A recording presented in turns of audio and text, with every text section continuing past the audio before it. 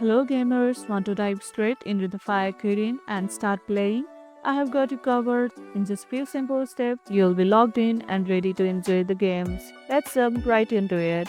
First, open the Fire Kirin app on your phone.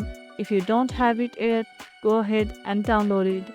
Once it's open, you'll see the login screen pop up. What game are you planning to play first? Let me know in the comments below. Now, this part is easy. All you need to do is enter your username and password that you set up when you created your account. Once you have entered your details, hit that login button and within seconds you will be taken to the game dashboard. You are now officially logged in. And that's all there is to it.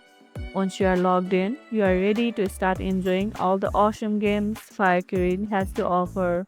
If you found this video helpful, don't forget to like this video, share, subscribe.